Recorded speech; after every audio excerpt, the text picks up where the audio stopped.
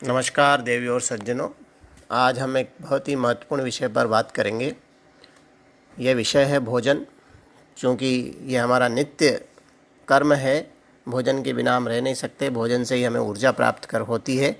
तो हम जानें कि भोजन करते समय किन बातों का ध्यान रखा जाना चाहिए और किन बातों को छोड़ना चाहिए, जिससे कि हम भोजन का जो उसमें पोषक तत्व मौजूद हैं उनको अच्छी तरह से ग्रहण कर सकें और जो हमने खाया है वो अच्छी तरह पच सके।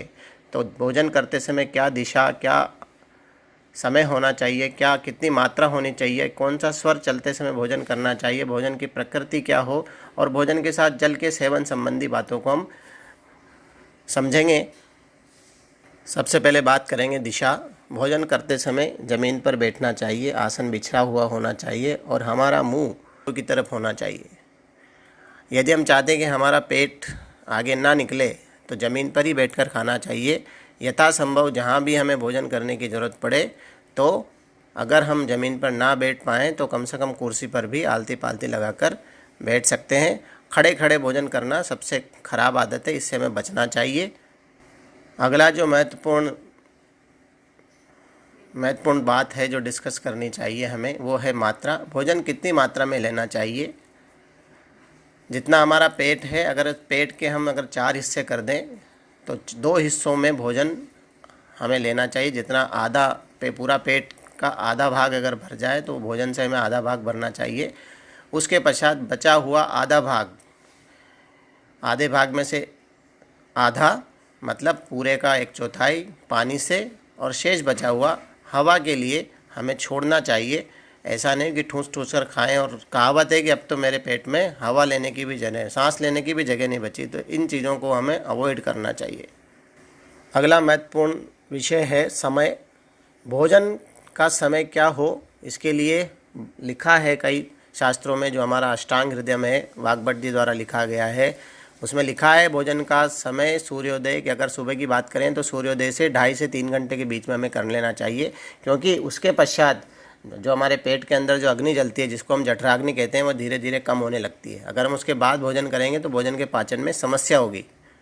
भोजन, बना हुआ भोजन कितनी देर में हमें ग्रहण कर लेना चाहिए, इसके लिए भी उसके अंदर दिया हुआ है। 48 मिनट के अंदर अगर हम बने हुए भोजन को ग्रहण कर लेते हैं तो संपूर्ण पोषकता जो उसमें मौजूद है वो शरीर को मिलती है। उसके पश्चात धीरे धीरे समय के साथ उसकी पोषकता कम होती जाती है।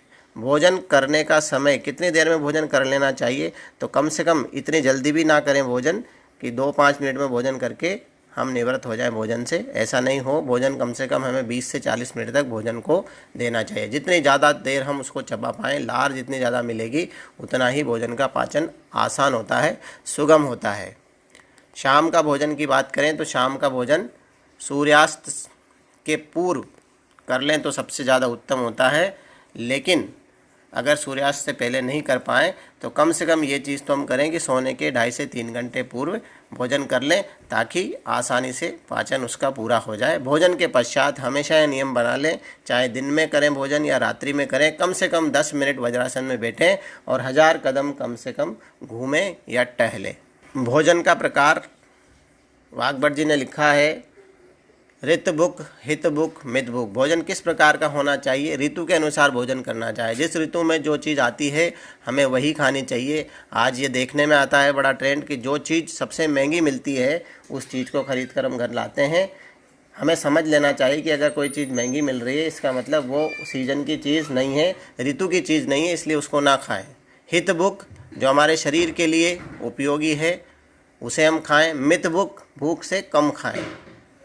भोजन करते समय इस चीज़ का विशेष ध्यान रखें कि मन में साधु भाव हो, कि हम अंदर जो प्रभु है उनको भोग लगाने के लिए खा रहे हैं, न कि स्वादु भाव, मतलब स्वाद के लिए खा रहे हैं।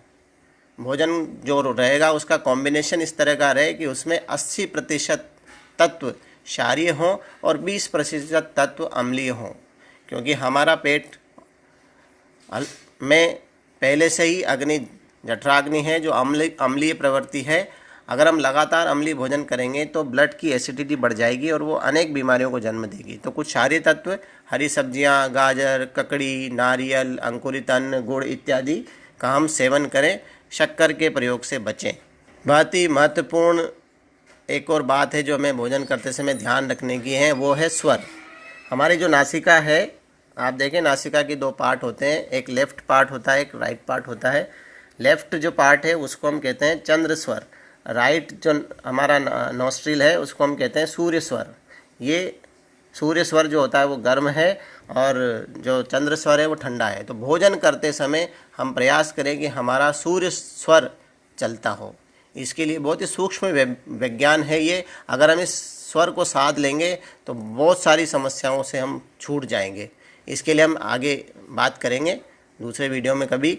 तो अभी आप ये ध्यान रखें कि सूर्य स्वर चलता हुआ ही भोजन करना चाहिए। अगर सूर्य स्वर नहीं चल रहा है तो हमें क्या करना है, थोड़ी देर के लिए बाईं करवट लेट जाए तो सूर्य स्वर चालू हो जाता है। और यही काम हमें भोजन के उपरांत भी करना चाहिए, क्योंकि भोजन के पाचन के लिए बाईं करवट लेटना सबसे उत्तम माना गया है। 10 मिनट के लिए आप लेट जाएं तो आपका भोजन का पाचन आसान हो जाए। एक और महत्वपूर्ण बात, भोजन के समय जल का पान करें या नहीं करें, तो इसके विषय में महर्षि वाग्भट जी ने बहुत ही सुंदर सूत्र दिया है कि भोजनांते विषम वारी, भोजन के अंत में जल जो है वो जहर का काम करता है। तो आप समझ गए होंगे कि भोजन के अंत में पानी नहीं पीना चाहिए। तो क्या चीज़ पी सकते हैं, तो भोजन के अंत में पानी की जगह अगर हम सुबह भोजन कर रहे हैं तो जूस पिएं, दोपहर में अगर भोजन कर रहे हैं तो छाछ पी सकते हैं, और रात्रि में अगर भोजन कर रहे हैं तो दूध का पान कर सकते हैं। अब कितनी देर बाद जल अगर पीना आवश्यक ही है तो कितनी देर बाद पिया जाए या कितनी देर पहले पिया जाए, तो भोजन के पहले अगर पीने की बात है तो लगभग 40 मिनट पूर्व जल पी लेना चाहिए। और भोजन के अंत में तो पीना नहीं है, लेकिन भोजन के कम से कम 1 से 1.5 घंटे के बाद आप जल पी सकते हैं, क्योंकि उसी समय हमारे जो जठर स्थान है वहाँ से जठर स्थान में रस बनाने के लिए जल की आवश्यकता होती है। आप भी घर में जूस बनाते हैं तो जूस बनाने के लिए पल्प के अंदर जल डाला जाता है ताकि जूस आसानी से बन जाए। भोजन के अगर बीच में पीना अगर आवश्यक हो जाए कि पीना ही पड़े तो 1 से 2 घूंट जल आप ले सकते हैं। अगर आपको ये जानकारी अच्छी लगी हो, अगर आपके कोई प्रश्न हो, कोई जिज्ञासा हो, कोई शंका हो, तो आप कमेंट में लिखकर पूछ सकते हैं। बात अच्छी लगे शेयर, लाइक और चैनल को सब्सक्राइब जरूर करें। बहुत बहुत धन्यवाद।